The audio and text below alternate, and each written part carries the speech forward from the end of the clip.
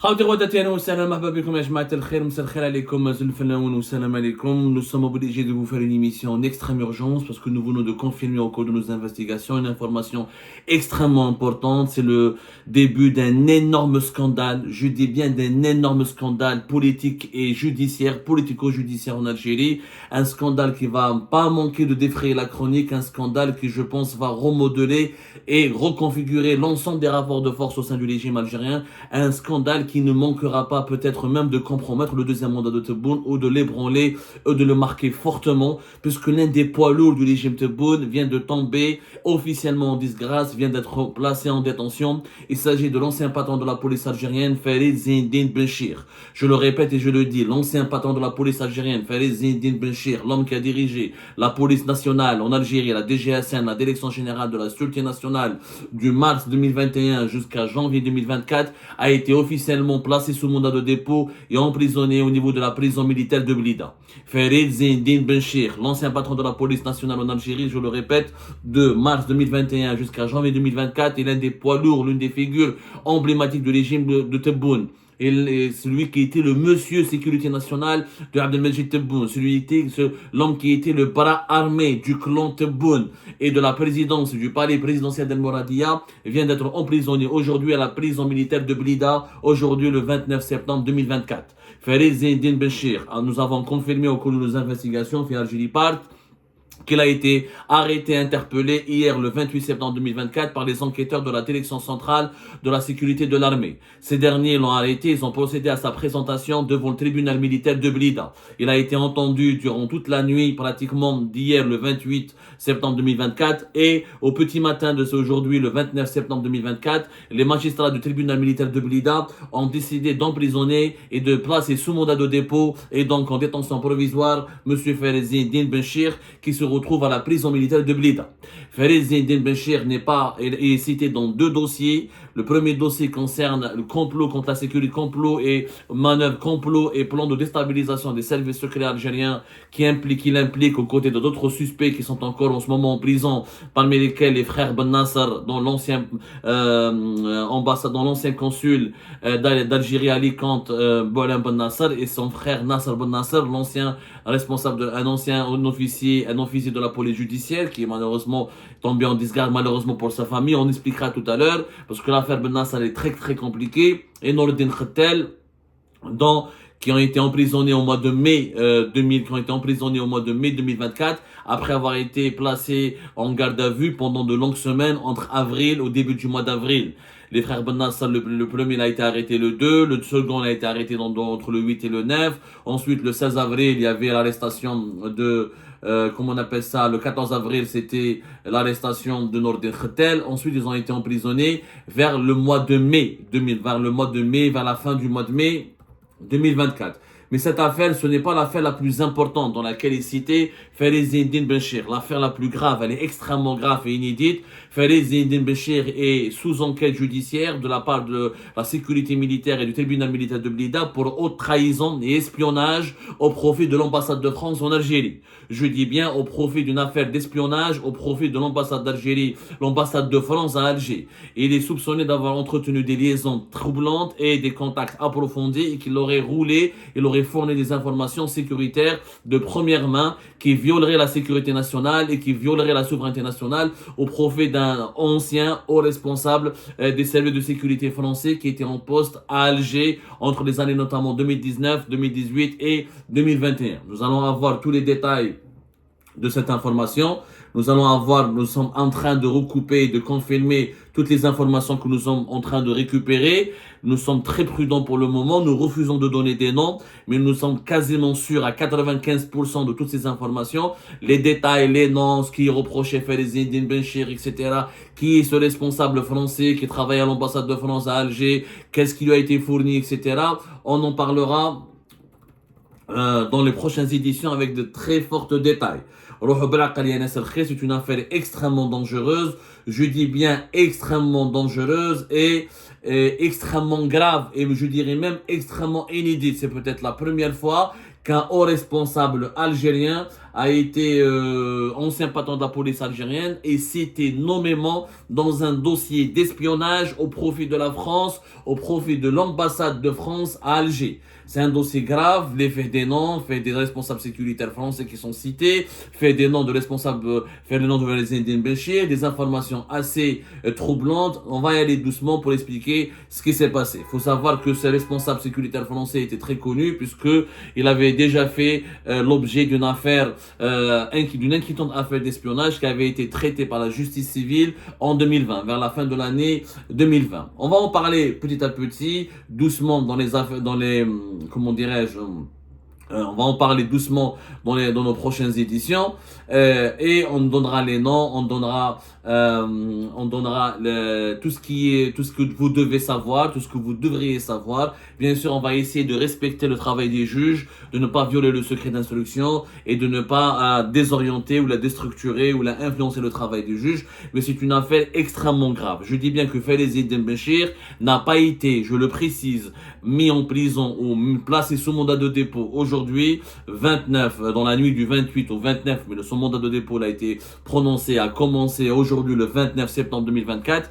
Il ne s'explique pas, il n'a pas été justifié uniquement par l'affaire des frères Benassar et de Nourdine Khettel dont nous avons parlé. Nourdine Khettel et les frères Benassar sont en prison depuis le 19-20 mai 2024. Leur affaire, elle est grave, mais elle n'est pas aussi grave que l'affaire d'espionnage au profit d'un responsable sécuritaire de l'ambassade de France à Alger. L'affaire Benassar et Khettel, on soupçonne les frères Benassar d'avoir utilisé Nourdine Khettel pour donner des informations sensibles sur les services secrets algériens, à savoir notamment la direction de la documentation de la sécurité extérieure, la DDSE, et ils sont accusés de transmettre des informations à Nourdine Khettel, lobbyiste, qui a plusieurs de ses frères qui travaillent au sein de la DGSN et qui faisaient du lobbying et qui militaient et qui faisaient la promotion de Felezine Benchir, qui travaillait directement pour Felezine Benchir à travers un commissaire divisionnaire Belawar qui s'appelle Belawar, qui était l'ancien Belawar,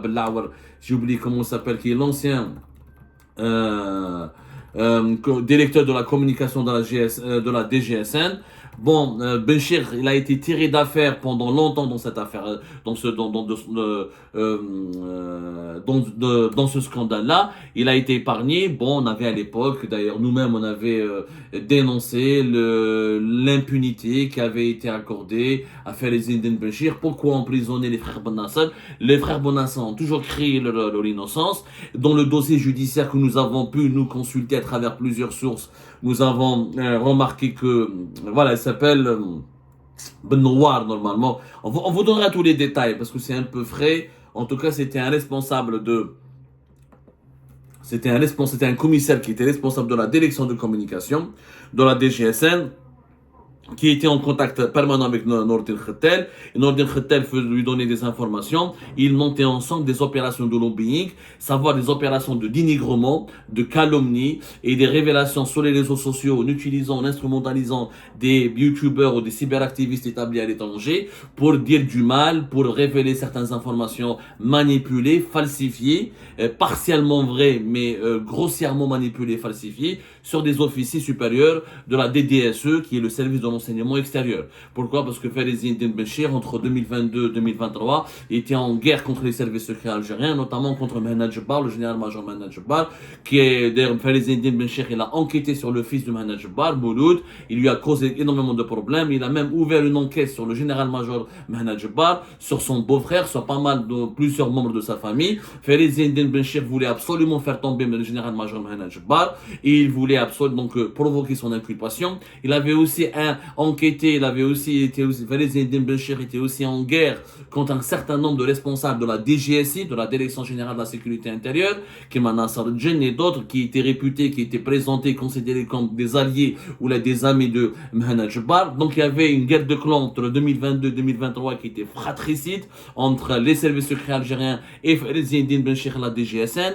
Abdelmajid Tebboune et son clan et son entourage et tous ses conseillers se sont appuyés sur Eddine Benchir pour empêcher les services secrets algériens de gagner du pouvoir, de regagner leur prestige, de regagner leur pouvoir d'influence, de redevenir une institution suprême qui exerce de l'influence et qui a son mot à dire sur les prises de décision dans les dossiers les plus sensibles du pays, comme les anciens, les patrons des services secrets, Manal Jabbar, Nasser Djen, le colonel Mouad, ce sont tous des anciens de l'équipe du général Toufeq. Le colonel Tebboune avait extrêmement peur d'eux, donc il les redoutait. Il voulait donc stopper et limiter leur influence, et limiter leur pouvoir. Il a utilisé Eddine Benchir pour les casser, pour les déstabiliser, en espérant que Eddine Benchir pourra trouver tous les dossiers qui les inculpent et qui leur imputent des pratiques scandaleuses, pour ensuite demander à Abdelmajid Tebboune, ou la inciter à Abdelmajid Tebboune, ou fournir le prétexte nécessaire au président de la République Abdelmajid Tebboune de les limoger, de les remplacer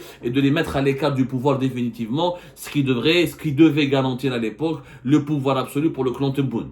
Le départ du général-major Mohamed Jabbar le 19 septembre dernier a donné l'impression que le clan Tebboune a repris les règnes, a gagné cette guerre de clan, a fini par avoir le contrôle absolu. Et aujourd'hui, il vient d'encaisser un coup terrible, et franchement un coup terrible, et un coup de poignard même, un coup de poignard directement, pas dans le dos, mais directement au niveau des poumons, pour ne pas dire au niveau du cœur, parce que Eddine Benchir était la tête pensante du clan Tebboune de 2021 jusqu'à son départ en janvier 2024. C'est lui qui rencontrait Tebboune régulièrement, il travaille avec Boualem, il travaille avec tous les conseillers de la présidence, il rendait des comptes à la présidente de la République. Ses rapports et ses bulletins de renseignement quotidiens et toutes les grandes enquêtes ont été confiés par la présidence en 2022-2023 en priorité à la DGSN. L'Office central de lutte contre le crime organisé de Sahaoula, qui a été inauguré en octobre 2021, qui est devenu le concurrent direct de Antar et qui a même remplacé Antar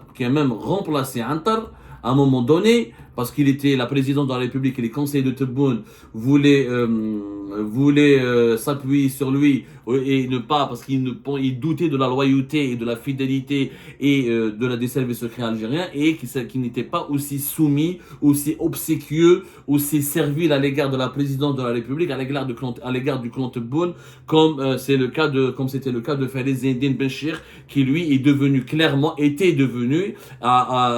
s'était proposé de devenir le bras armé de la présidence, et il voulait Eddine Benchir voulait devenir le Abdelghani Hamel de Tebboune. À l'époque, Abdelaziz Bouteflika, il avait utilisé Abdelghani Hamel pour rééquilibrer les rapports de force avec le général Toufeq. Il avait beaucoup investi dans la DGSN, beaucoup investi dans les renseignements généraux, dans les différentes unités de la police. Il a fait de la police algérienne une institution extrêmement forte, budgétivore, qui coûtait, dont les budgets avaient dépassé le 1 milliard de dollars. Tebboune a emboîté le même pas. Le clan Tebboune, il a réédité la même stratégie de Bouteflika. Il a donné des budgets de plus de 2 milliards de dollars depuis 2022-2023 à la DGSN. Il a renforcé le recrutement. Il a doté la DGSN du service central de lutte contre le crime organisé, qui est l'équivalent, avec les mêmes missions pratiquement et les mêmes prérogatives que le CPO Antar, qui est le principal centre logistique et opérationnel de la DGSI, du renseignement intérieur algérien.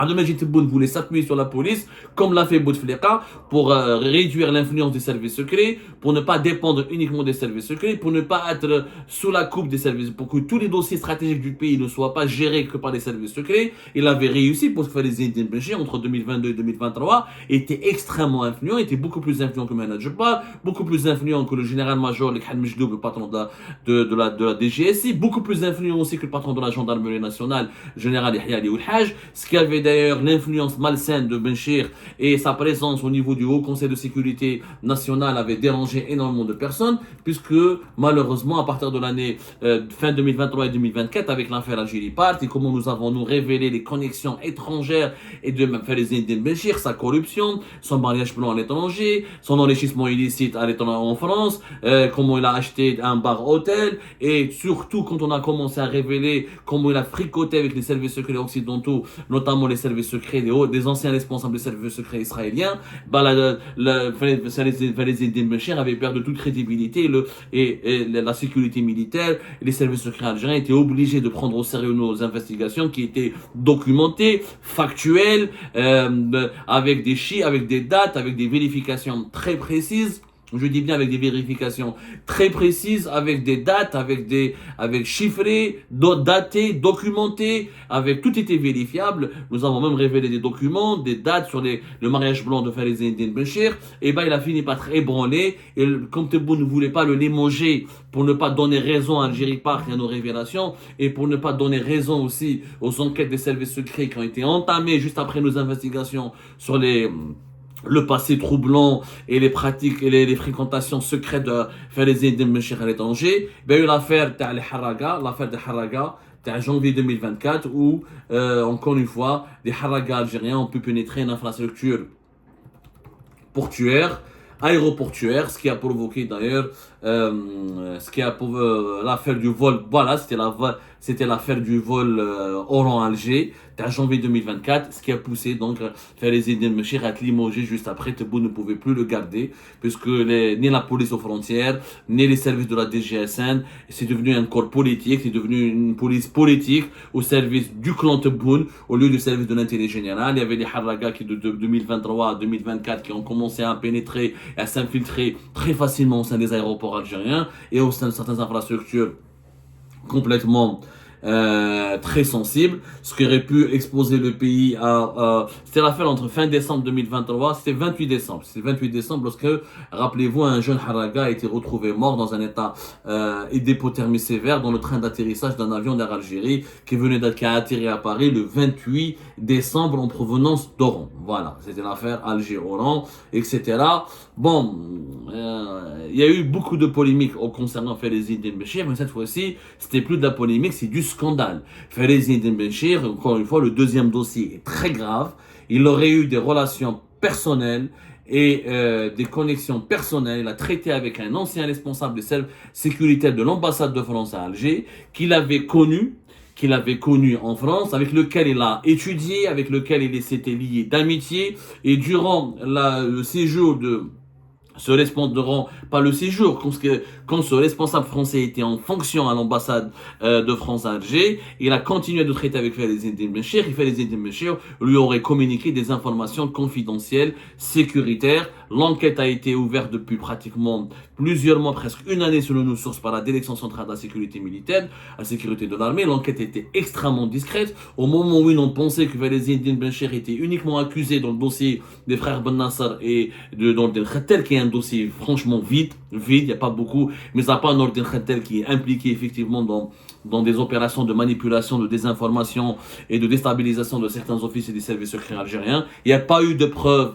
ni de preuves concrètes, ni de démonstrations, ni d'arguments concrets, vérifiables qui démontrent que les frères Ben Nasser ont servi ou ont été le relais de Farid Zine Benchir au sein des services secrets algériens. Donc c'est une affaire qui risque même peut-être de disparaître dans les semaines à venir. Je pense qu'elle va pas tarder à être clôturée. Par contre, la DCSA a bien joué son coup, puisque tout le monde était concentré, tous les regards étaient braqués sur l'affaire des frères Ben Nasser et de Nordin Khattel, alors qu'ils ont quitté sur cette affaire beaucoup plus grave, beaucoup plus sérieuse, qui est les liaisons dangereuses entre Farid Zine Benchir avec un ancien responsable sécuritaire de l'ambassade de France à Alger. Algérie Park donc vous confirme officiellement et vous révèle le placement en détention provisoire de Farid Zine Benchir et son implication dans deux dossiers judiciaires, dont l'un est beaucoup plus léger que le deuxième, le premier est beaucoup plus léger que le deuxième. Le premier, ça concerne Nordin Khattel et les frères Ben Nasser. Je pense encore une fois que ce dossier sera relégué au second plan et clôturé encore une fois parce qu'il n'est pas extrêmement lourd. Par contre, le deuxième dossier, espionnage au profit de l'ambassade de France à Alger et haute trahison et complicité ou collusion d'intérêts avec une puissance étrangère. Farid Zine Benchir, il a beaucoup de secrets. Le clan Tebboune, tous les secrets du clan Tebboune sont entre les mains de Benchir. Toutes les opérations politiques, les enquêtes, les relations, certaines opérations, y compris à l'étranger, au niveau à l'étranger en France notamment. Farid Zine Benchir a servi d'intermédiaire, de médiateur, de lobbyiste, d'instrument, de soldats fidèles et dévoués à Abdelmajid Tebboune et à son clan durant tout le premier mandat, durant au moins les années les plus importantes du premier mandat de Tebboune, à savoir 2021, surtout 2022 et 2023. Tous les dossiers préfabriqués, tous les dossiers font monter, toutes les arrestations de certains opposants, de certains hirakis, les enquêtes sur certains hauts responsables du régime qui n'avaient pas de bonnes relations avec le clan Tebboune, qui n'entretenaient pas une relation de servilité à l'égard du clan Tebboune, seront peut-être bientôt révélés au grand jour. Et si Félix Benchir commence à parler, il commence à témoigner, ou il commence à déballer, ce déballage, je crois qu'il finira par faire tomber des membres importants de l'entourage de Tebboune. Donc il faut suivre cette affaire de très très près. Et surtout, si demain la justice militaire algérienne confirme l'identité et le rôle de cet ancien responsable de l'ambassade de France à Alger dans ses connexions avec Félix Benchir, la France aussi sera mêlée à cette affaire, à ce scandale algéro-algérien, et peut-être qu'elle devra faire des commentaires ou réagir, ou elle sera appelée peut-être à fournir aussi des explications. En tout cas, ce dossier de Félix Benchir va faire couler beaucoup d'encre dans les jours à venir. C'est d'ores et déjà, je crois, le plus gros scandale de ce deuxième mandat de Tebboune qui commence à peine.